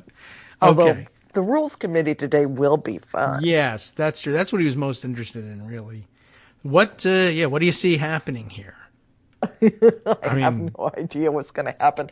It all comes down to Tom Massey from Kentucky, who is the Rand Paul of the House, quite literally. Definitely an individualist weirdo. I mean, it's all he's the linchpin vote here, and so far he hasn't said where he's going to go. Okay. Pretty much everybody has, including Massey, has said that Chip Roy's interpretation of whatever handshake deal he got with Kevin McCarthy did not say that, yes, the Rules Committee, all 9 Republicans, have to be unanimous in sending a bill to the floor. It does seem weird.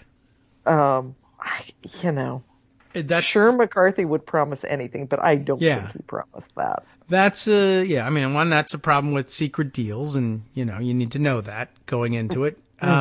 Unlikely that it would have been promised unless McCarthy is more shrewd than I gave him credit for, which is difficult to swallow. I mean, that doesn't sound like it's going to fly, but it sounds like something he likely wouldn't promise. But if he did, and he were a shrewd guy, like I was just sort of supposing that he was in the beginning of the show, and saying, what would be the point? I mean, then, okay. And you also want to be on the Rules Committee, and it has to be unanimous, which is basically you either saying, I get a personal veto over the Speaker's Committee, which is not really likely to give away, or, that McCarthy probably should have said to him, well, if we actually do have a deal whereby I promise that everything has to be passed unanimously, then why don't we just make the committee smaller? What do we need to put you, Chip Roy, on it for?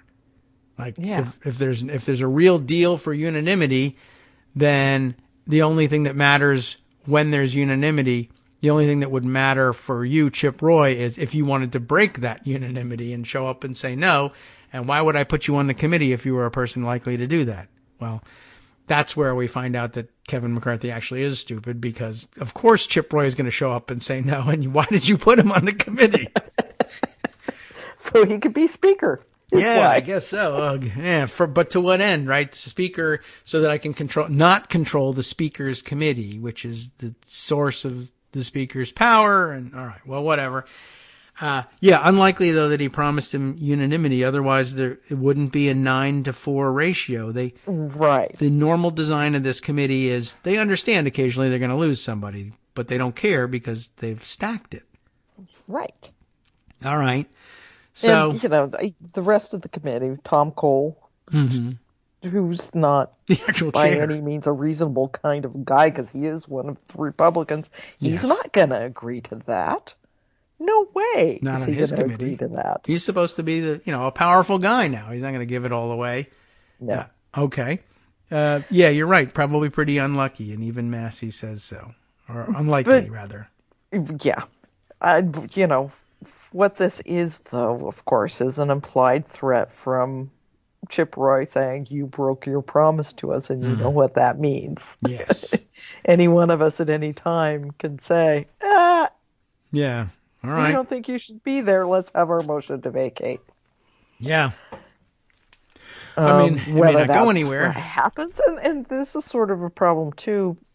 Supposed moderate Nancy Mace, the South Carolina Republican who is nominally pro-choice, and so she gets lots and lots and lots of media attention for saying, no, I don't think so, Republicans, even though she votes with them all the time. Yeah. If Massey is the Rand Paul, she's the Susan Collins of the House. Yes, okay. Anyway, she popped up with in a Twitter thread saying, "This is a horrible deal. I'm not going to vote for it. I'm a no on this." Okay. Huh. Yeah, which was sort of another fly in McCarthy's ointment, because he's really now going to have to look for a significant chunk of Democratic votes to get this passed, which threatens him even more. Yeah. On the motion to vacate. Sure. What is did Mace say what her particular problem is, or deficit? Okay. Peacocky. Oh, all right. Not enough cutting of spending. That's interesting. Nasty, too. Republicans got outsmarted by a president who can't find his pants. Oh, what a moderate. Yeah, what a moderate. Yeah, now she's going to go spray paint her front porch again and blame it on Biden somehow. Yes. All right. Great. Well, all right. That does increase the pressure on McCarthy. We'll see what happens. But, that does make for excitement at the Rules Committee today, this afternoon? Today, 3:00 today. Wow, okay. Into the night, probably. Yeah. Well, I don't. Massey may insist on amendments. I don't know. I don't know what's going to happen. Yeah. Ordinarily, if you had higher functioning people there that really did understand the rules, and normally the Rules Committee has a lot of people who understand the rules.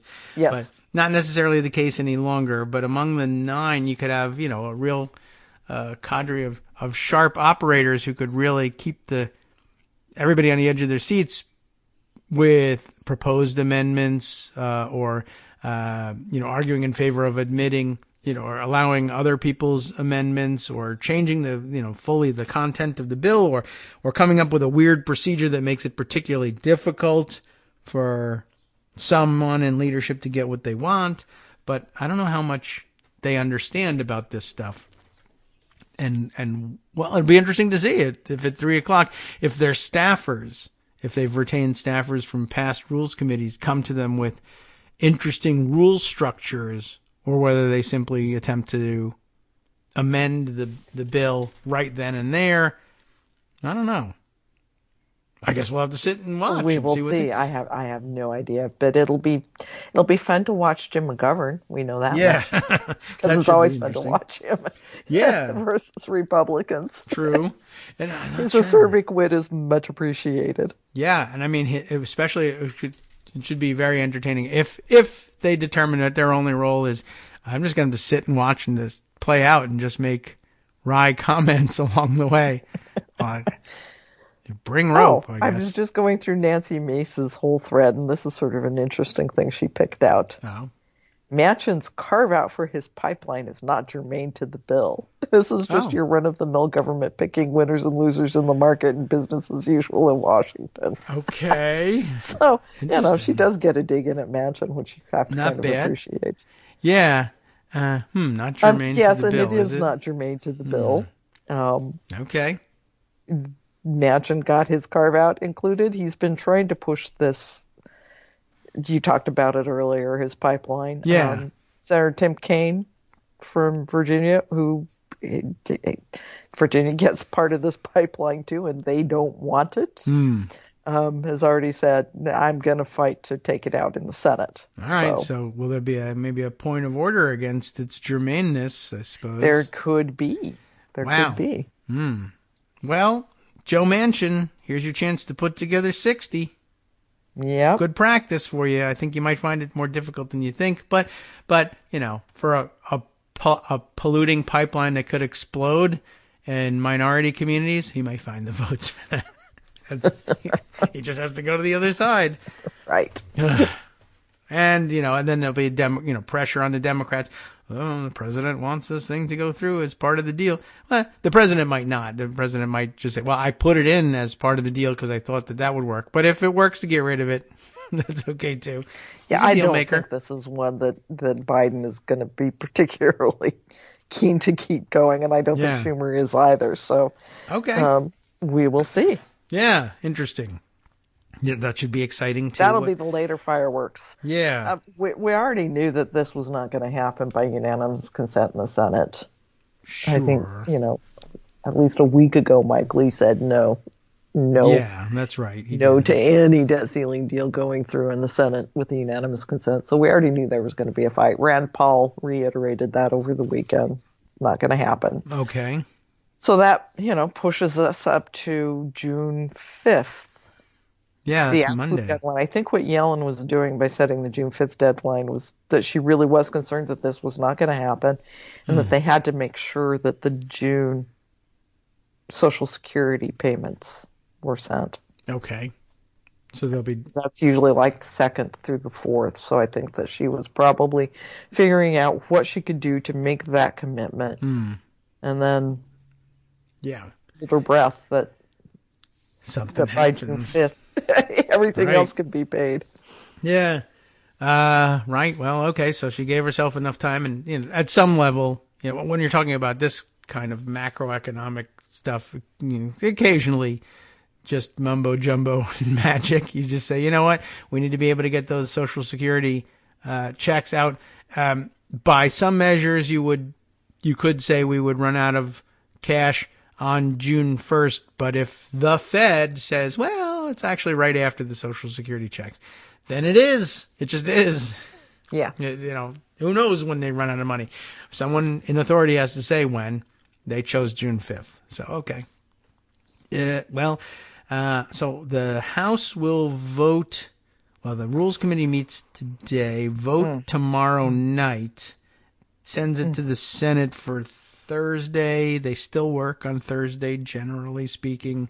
It's now post Memorial Day, so less excuse. They can come back. I think they were originally scheduled to be out the whole of the week, but of course they won't with this happening. Yeah.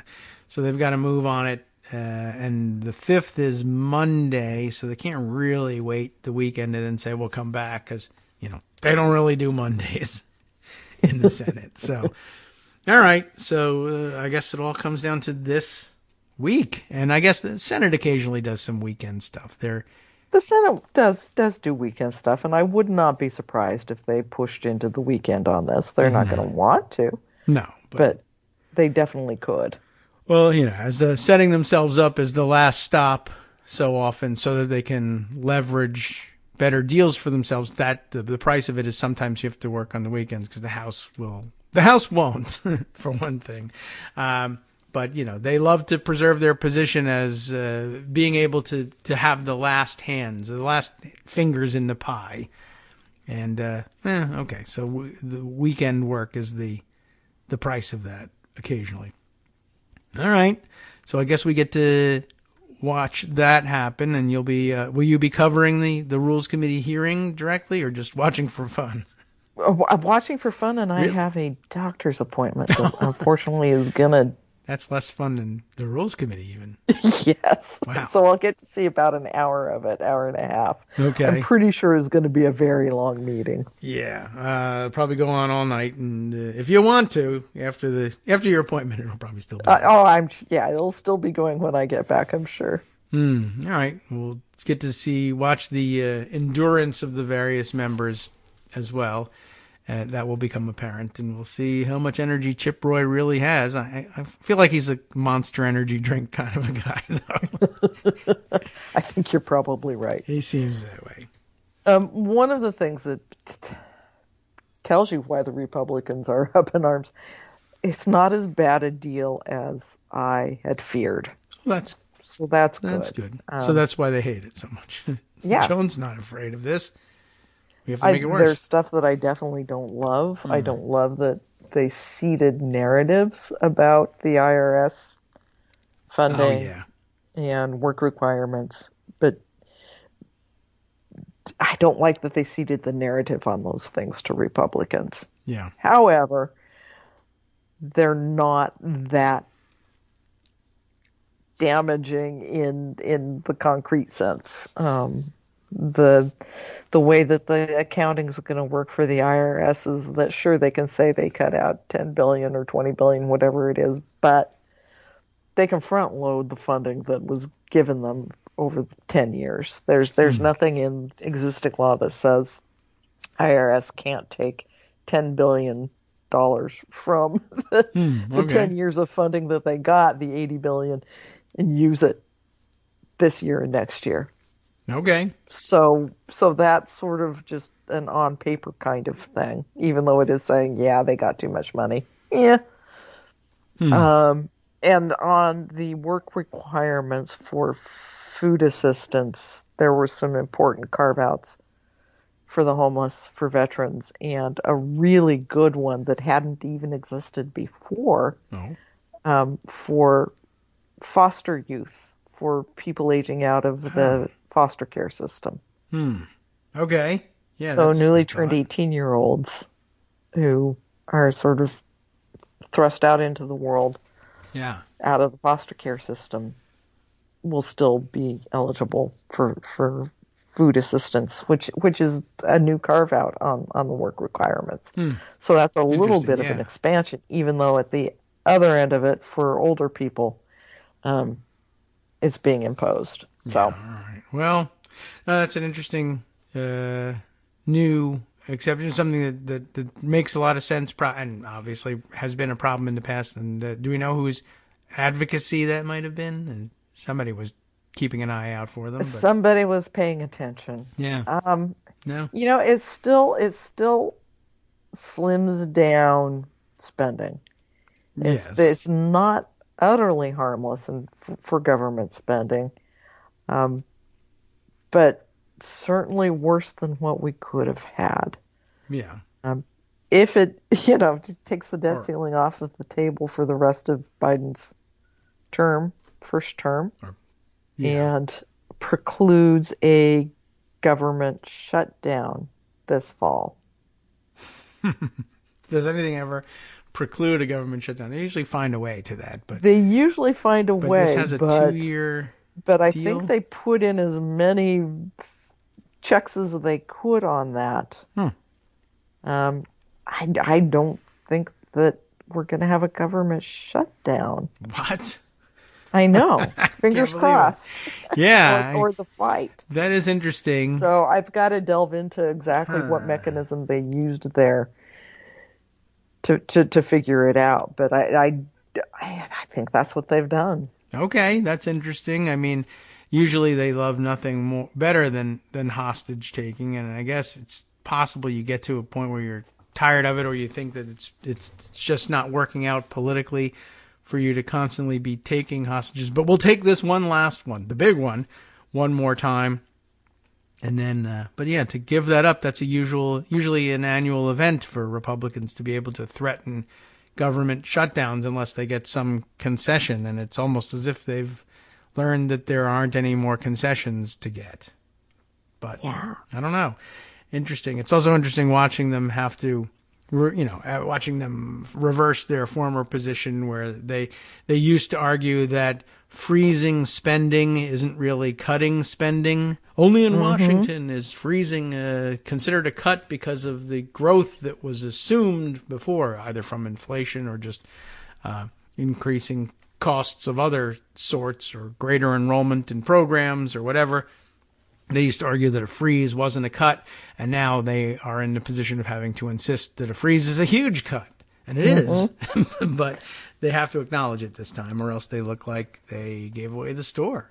Your old pal Patrick McHenry is having to do that. Ah, good on him. He gets to reverse himself. Yeah, he learned that from Newt Gingrich. That was their original rallying cry back in the 90s. Only in Washington is slowing the rate of growth considered a cut. All right. Newt Gingrich, by the way, likes it. Ah, well, that tells you something about it, I guess. It's interesting, too. I wonder whether it wouldn't bother him, of course, to say, oh, yeah, this is a huge cut, giant cut, amazing savings. It wouldn't bother him that he used to say that was not the case, and he has to reverse himself. He's not responsible to anyone. What does he care? Of course not. It's Gingrich. I mean, Gingrich is smart enough to understand that a default is really serious stuff, And probably also smart enough to realize that, yes, this Freedom Caucus gang really would go there just to see what happened. Yeah. So he's calling it a dramatic victory for Speaker McCarthy and House Republicans. Sure, why not? It's a history-changing bill. Oh, their history-changing bill. I see. Yeah, right. We changed our history of how we argue about cuts. So they passed their crazy bill. That was good enough. That drove everything else. So just be happy, people. Okay. Yeah. All right. Well, we still have to put up with his commentary from time to time, I guess.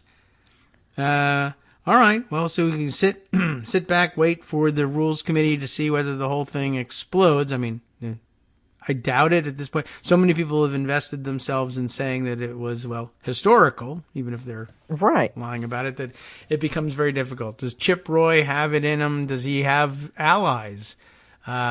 Is Massey freelancing enough that who knows what direction he goes? And he may abandon the whole thing.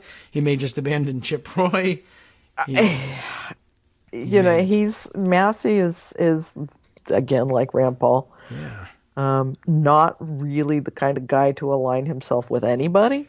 So he's refused to be, but still, a member of the Freedom Caucus. Right.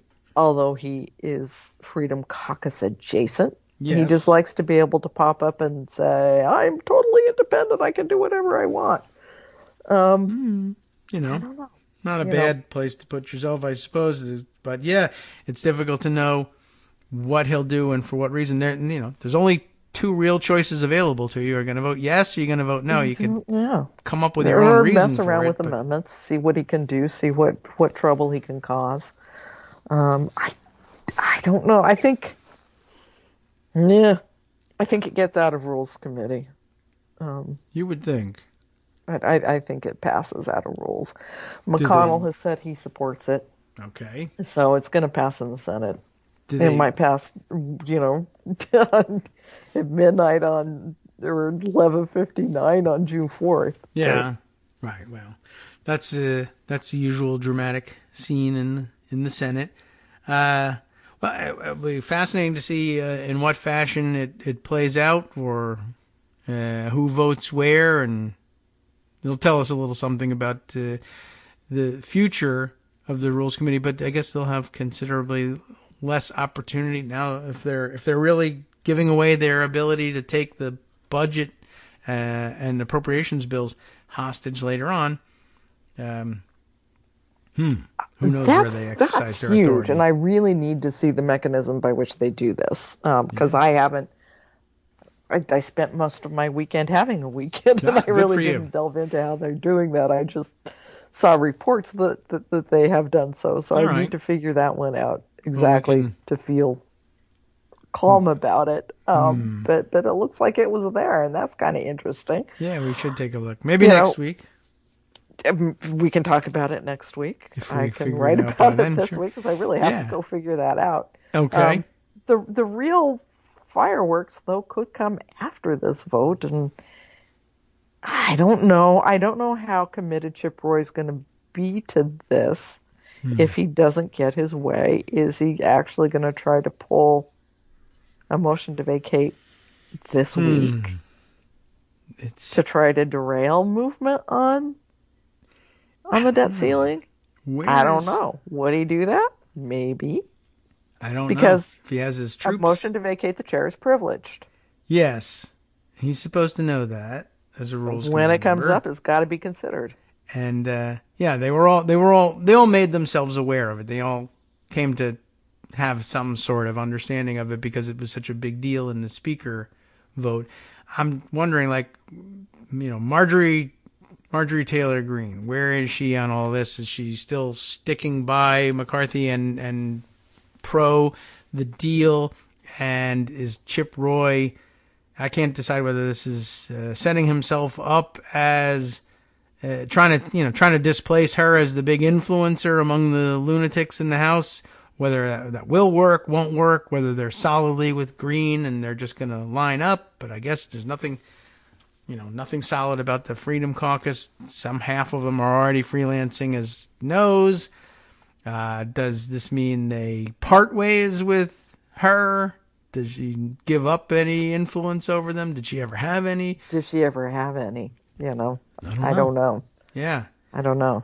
When it was just pure nihilism, everybody was a no. It made sense to line up with her, but now that, I don't know, they haven't gotten used to yes yet. She, made the switch to make him speaker. But yeah, I don't know whether she just considers that, well, that's done. Mission accomplished. I can go back to being a complete freelance weirdo wacko, or does she stick by it? Does she think there's more rewards to be had from it? Well, and she has a real boyfriend now, so. Oh. Okay, right. Maybe that's what's, I don't know. I don't know. Who knows? I cannot even begin to comprehend what motivates that person, so. We'll just have to wait for results. Okay, so an exciting sort of evening for procedure weirdos like us. And another week of, I don't know, we'll wait and see till next week. Making fun of Ron DeSantis. That is one thing that I know will happen this week. There won't be a lot besides debt ceiling, but we will be making a lot of fun of Ron DeSantis. Oh, that seems fair. Fair game, good, and always a good topic to concentrate on. Okay, well, I'm with you on that. But, time for us now to wrap it up for today and hand things over to Justice Putnam. But thanks, Joan, for coming by and expressing our doubts about what's going on. But total confusion. Yeah, but it was good to hear, though, that when you've had a chance to examine the deal, that you came to pretty much the same conclusion that I've heard from others. Like, okay, well, it's bad. It's a Republican deal. Don't mistake that. But it's not nearly as horrible as it could have been given the lineup of Republican personnel involved. Well, and, discounting the fact that he wasn't going to be negotiating the debt ceiling ever. Yeah. Okay. Yeah. Well, all right. So, okay. So, and it's nice to hear about some of the important carve-outs that people have made in the, in the quiet of the negotiations. There are still people looking out for opportunities to say, okay, there are some protections that we might be able to sneak by here and get in. Okay. And we'll see whether the whole thing survives or explodes or whether there's any troubles. But it sounds like they're going to make it. They're going to sneak it through, and then next week we can concentrate on figuring out the dynamics of the Freedom Caucus and whether they're still relevant. Sounds like a plan. All right, we'll plan on that. Next week. Okay, take care. See you then. From networksradio.com, you have been listening to Kagro in the Morning with David Waldman. All right, well, it's a big mystery, but no mystery in what's coming up next on the West Coast Cookbook and Speakeasy. Justice has already told me, and it has to do with DeSantis, who's getting made fun of all the time. That's good news. DeSantis said he would destroy leftism and woke ideology, while Disney just pulled more investments, more developments, and tens of thousands of jobs leaving Florida. Stay tuned.